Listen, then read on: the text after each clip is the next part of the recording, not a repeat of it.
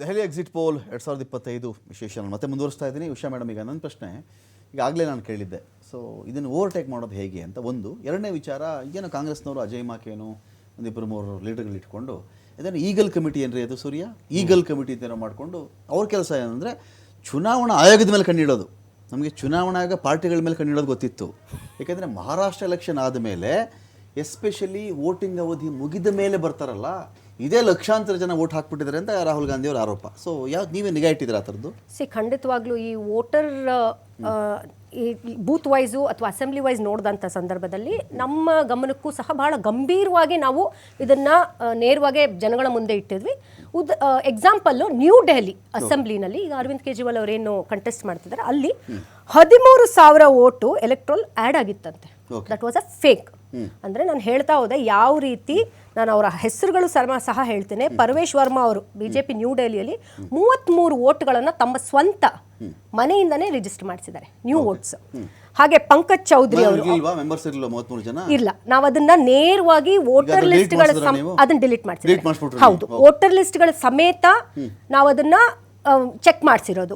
ಅದಾದಮೇಲೆ ಇವರು ಪಂಕಜ್ ಚೌಧರಿ ಅವರು ಸಹ ಅವರ ಇದರಲ್ಲಿ 26 ಮಂದಿನ ಆ್ಯಡ್ ಮಾಡಿದ್ದಾರೆ.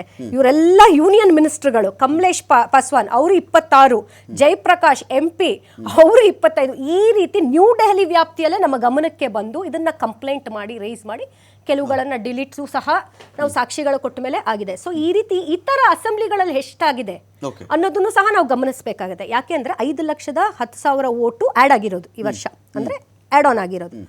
ಸೊ 1,55,00,000ದಲ್ಲಿ ಸುಪ್ರೀಂ ಕೋರ್ಟ್ ಲೆವೆಲ್ ಅಲ್ಲಿ ಎಲೆಕ್ಷನ್ ಕಮಿಷನ್ ಮೇಲೆ ಯಾವಾಗ ಹೋದಾಗಲೂ ಕೂಡ ಇಸಿಐಗೆ ನಾವು ನಿಮ್ಗಳ ಕಡೆ ಆಗಿಲ್ಲ, ಇಸಿಐಗೆ ನಾವು ಕಂಪ್ಲೇಂಟ್ ಮಾಡಿದಾಗ ಅವರು ಇದನ್ನ ಗಂಭೀರವಾಗಿ ತಗೊಂಡು ಇದನ್ನ ಪರಿಗಣಿಸಬೇಕಾಗಿತ್ತು. ಆದ್ರೆ ಅವರ ಒಂದು ಉದ್ದೇಶ ಏನು ಅಂದ್ರೆ ಇನ್ನೇನು ಕೆಲವು ದಿನಗಳಲ್ಲಿ ಅಂದ್ರೆ ಮಾರ್ಚ್ ತಿಂಗಳಲ್ಲಿ ಅವರು ರಿಟೈರ್ ಆಗ್ತಾರೆ.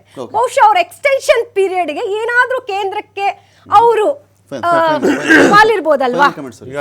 ಇಸಿಐ ಆಬ್ವಿಯಸ್ಲಿ ಅವ್ರ ಕಡೆನೇ ಇದೆ. ಪರ್ಫಾರ್ಮೆನ್ಸ್ ಇಲ್ಲ ಹಾಗಾದ್ರೆ ನಮ್ದು ಪರ್ಫಾರ್ಮೆನ್ಸ್ ಇರುತ್ತೆ.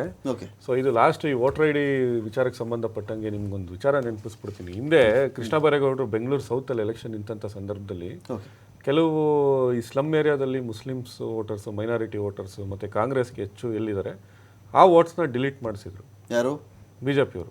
ಸೊ ಇನ್ನೊಂದಷ್ಟು ವೋಟ್ಗಳನ್ನ ಅಡಿಷನ್ ಮಾಡಿಸಿದ್ರು. ಕೆಲವು ನಮ್ಮ ಶ್ರೀನಾಥ್ ಅಂತ KPCC ಮೆಂಬರ್ ಇದ್ರು, ವಿಜಯನಗರ ಅಸೆಂಬ್ಲಿಗೆ ಸೇರಿದವರು.